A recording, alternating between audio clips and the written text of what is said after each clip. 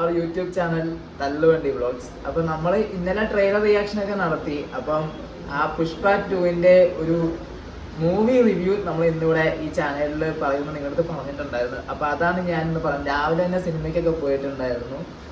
ഞാൻ ഇന്നലെ പറഞ്ഞിട്ടുണ്ട് സെക്കൻഡ് ഷോയ്ക്ക് ബുക്ക് ചെയ്തിട്ടുണ്ട്. പക്ഷെ മാറ്റി ആ ടിക്കറ്റ് വേറെ ആൾക്ക് കൊടുത്തിട്ട് ഫസ്റ്റ് ഷോ തന്നെ സിനിമ പോയി കണ്ട് എങ്ങനെയുണ്ടെന്ന് നിങ്ങൾക്ക് ഫസ്റ്റ് തന്നെ ഒരു എക്സ്പീരിയൻസ് പറയണമെന്ന് വിചാരിച്ചു. അതുകൊണ്ട് ഫസ്റ്റ് തന്നെ പോയി സിനിമയൊക്കെ കണ്ടു.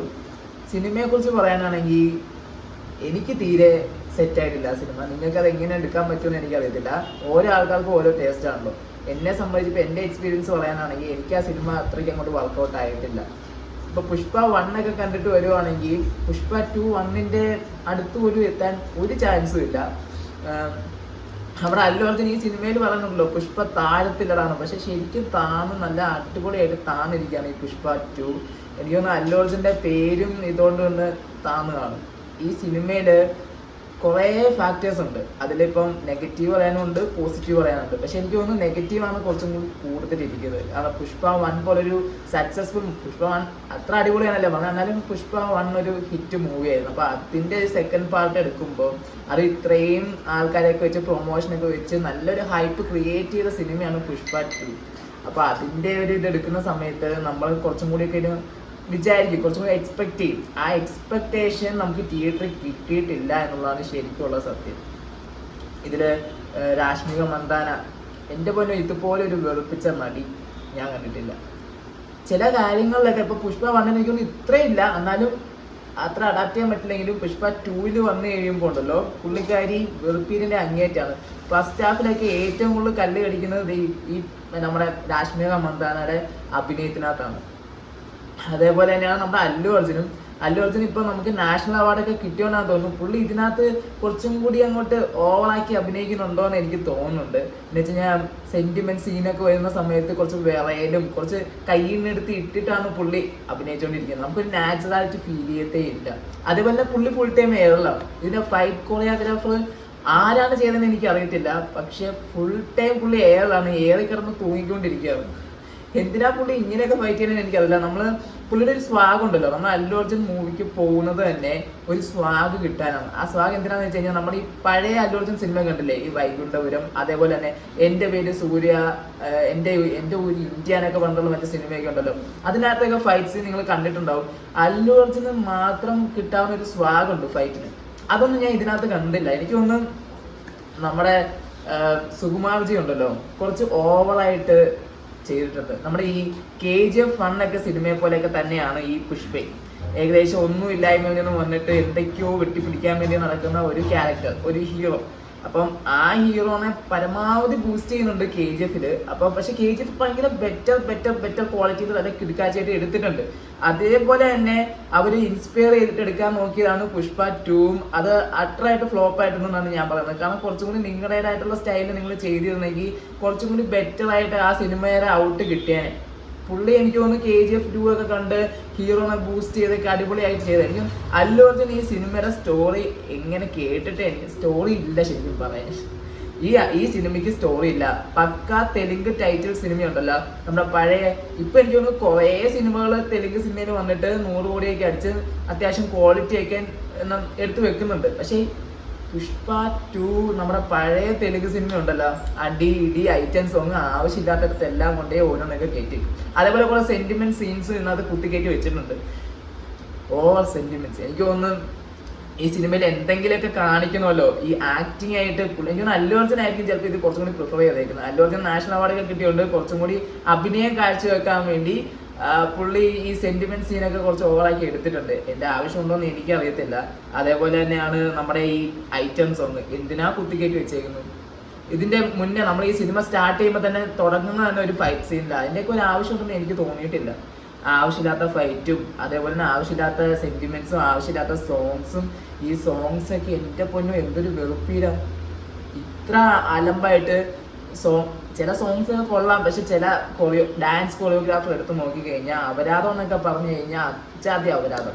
ഇങ്ങനെയൊക്കെ സിനിമ എടുക്കാൻ പറ്റുമോ? നമ്മൾ എക്സ്പെക്ട് ചെയ്യുന്ന സംഭവം ഉണ്ടല്ലോ, നമ്മൾ സിനിമ കാണാൻ പോകുമ്പം ആ കൊടുക്കുന്ന പൈസയ്ക്ക് വെർത്തായിട്ടെങ്കിലും അവർ ചെയ്തു വെക്കണ്ടേ. അത് ഇത്രയും ഹൈപ്പിൽ ഇരിക്കുന്ന ഒരു സിനിമ, അതും അല്ലു അർജുൻ്റെ സിനിമ, അതൊരു പുഷ്പ 1 എന്ന് പറഞ്ഞിട്ടുള്ള ഹിറ്റ് സിനിമയുടെ സെക്കൻഡ് പാർട്ട് എടുക്കുന്ന സമയത്ത് അതൊക്കെ പ്രതീക്ഷയല്ലേ നമ്മൾ ടിക്കറ്റ് എടുക്കാൻ പോകുന്നത്. പക്ഷെ പുള്ളിയുടെ ഔട്ട് എനിക്ക് കിട്ടുമ്പോൾ എനിക്കൊന്നും 300 കോടിയാണ് നമ്മുടെ അല്ലു അർജുൻ ഈ സിനിമയ്ക്ക് വേണ്ടി കളക്ട് ചെയ്തേക്കുന്നത്. പുള്ളി അതിന് 300 കോടിക്ക് വേണ്ടി എന്താണ് ചെയ്തേക്കുന്നത്? എനിക്ക് തോന്നുന്നില്ല പുള്ളി ഒന്നും ചെയ്തിട്ടുണ്ടെന്ന്. സിനിമ ഞാൻ പറയുകയാണെങ്കിൽ ഇനി പോസിറ്റീവ് വശം നോക്കുവാണെങ്കിൽ കുറെ ആൾക്കാർക്ക് ഇഷ്ടപ്പെടും. എൻ്റെ അടുത്ത് തന്നെ ചില ആൾക്കാർക്ക് ഇഷ്ടപ്പെട്ടിട്ടുണ്ട് ഈ ഫൈറ്റ് സീന്. അതേപോലെ തന്നെ പുള്ളിയുടെ ഇന്റർവ്യൂ ഒക്കെ വന്ന സമയത്ത് കൂവി ബഹളം വെച്ച് നല്ല അടിപൊളിയാക്കി മാസാക്കി വെച്ചിട്ടുണ്ട്. പക്ഷേ കുറെ ഓഡിയൻസിന് ഞാൻ റിയലായിട്ട് എൻ്റെ ഒരു എക്സ്പീരിയൻസ് ആണ് ഞാനീ പറഞ്ഞത്. എനിക്ക് വേറെ എക്സ്പീരിയൻസ് പറയേണ്ട ആവശ്യമില്ല. എൻ്റെ എക്സ്പീരിയൻസ് വെച്ച് നോക്കുവാണെങ്കിൽ സിനിമ അട്ടർ ഫ്ലോപ്പാണ്.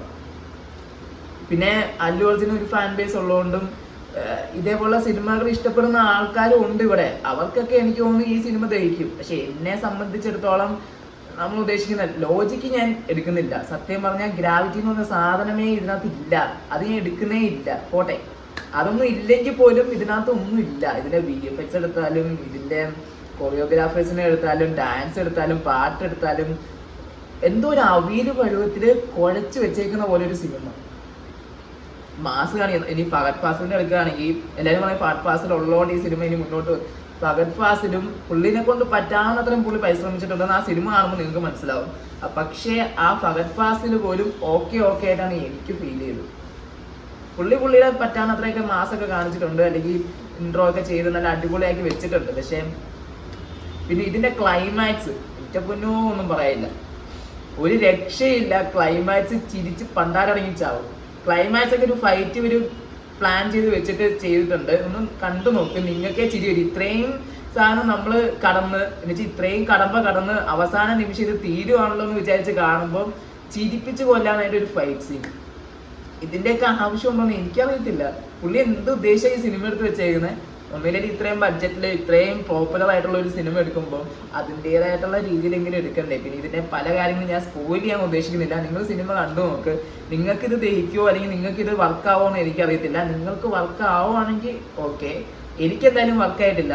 എൻ്റെ എക്സ്പീരിയൻസ് ആണ് ഞാൻ പറഞ്ഞത്.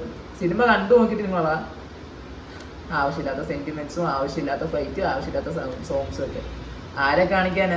അതോ നമ്മുടെ ഹീറോനെ ബൂസ്റ്റ് ചെയ്യാൻ വേണ്ടിയോ? ഒരു സിനിമ എടുക്കുമ്പോൾ എപ്പോഴും ശ്രദ്ധിക്കേണ്ട ഒരു കാര്യമുണ്ട്. ആ സിനിമയ്ക്ക് എന്താണോ വേണ്ടേ ആ സാധനം കൊടുത്ത്, നമ്മുടെ പ്രേക്ഷകർക്ക് എന്താണോ വേണ്ടേ അത് കൊടുത്തിട്ട് വേണം സിനിമ എടുക്കാൻ. ഇതിപ്പം പ്രേക്ഷകർക്ക് വേണ്ട സാധനം കുറച്ച് വല്ലാത്ത ജാതിയിൽ എടുത്ത് വെച്ച് കൊടുത്തിട്ടുണ്ട്. എനിക്കിത് ദഹിച്ചിട്ടില്ല. അപ്പം ഞാൻ പറയുകയാണെങ്കിൽ നിങ്ങൾ എന്തായാലും കണ്ടൊന്ന് എക്സ്പീരിയൻസ് ചെയ്ത് നോക്ക്. കാരണം എൻ്റെ സെയിം എക്സ്പീരിയൻസ് ആയിരിക്കില്ല നിങ്ങൾക്ക്. എന്ന് വെച്ചാൽ ഞാൻ പല ആൾക്കാരെ ടേസ്റ്റ് പല വിധത്തിലായതുകൊണ്ട് നിങ്ങളൊന്ന് ട്രൈ ഔട്ട് ചെയ്ത് നോക്കുക എങ്ങനെ ഉണ്ടാവുമെന്ന്. എന്നെ കൊണ്ട് എന്തായാലും പറ്റത്തില്ല. ഇത്രയും ഒരു ബാഡ് റിവ്യൂ അല്ലു അർജുൻ്റെ സിനിമയ്ക്ക് തന്നെ എനിക്ക് നല്ല വിഷമമുണ്ട്. കാരണം ഞാനൊരു ഡൈഹാർട്ട് അല്ലു അർജുൻ ഫാനാണ്. താഴെ കമന്റ് വന്നിട്ട് അല്ലു അർജുനെ ഫാൻസ് ഒക്കെ വന്ന് എന്നെ മെഴുകുണ്ടായി. എനിക്ക് അല്ലു അർജുനെ ഭയങ്കര ഇഷ്ടം. അല്ലു അർജുൻ്റെ പഴയ സിനിമയൊക്കെ ഒന്ന് കണ്ടു നോക്ക്. അതും ഇതൊക്കെ ഒന്നും വേണ്ട, പുഷ്പ 1 നോക്കിയാലും മതി. പുള്ളി അത്യാവശ്യം നന്നായിട്ട് അഭിനയിച്ചിട്ടൊക്കെ ഉണ്ട്. പക്ഷെ പുഷ്പ 2 എന്നെ കൊണ്ട് പറ്റത്തില്ല. എനിക്ക് ഈ ബാഡ് റിവ്യൂ പറഞ്ഞേ പറ്റത്തുള്ളൂ. കാരണം എനിക്ക് തോന്നിയ ഒരു കാര്യം നിങ്ങളുടെ പറയാതിരിക്കാൻ പറ്റില്ല. എനിക്ക് എന്തായാലും ഇഷ്ടമായിട്ടില്ല. എന്ത് പറയാൻ. അപ്പൊ ഞാൻ ഇവിടെ ഒരു വൈൻഡപ്പ് ചെയ്യാണ്. എല്ലാവർക്കും പുഷ്പ ആശംസകൾ. താഴത്തില്ലടാ.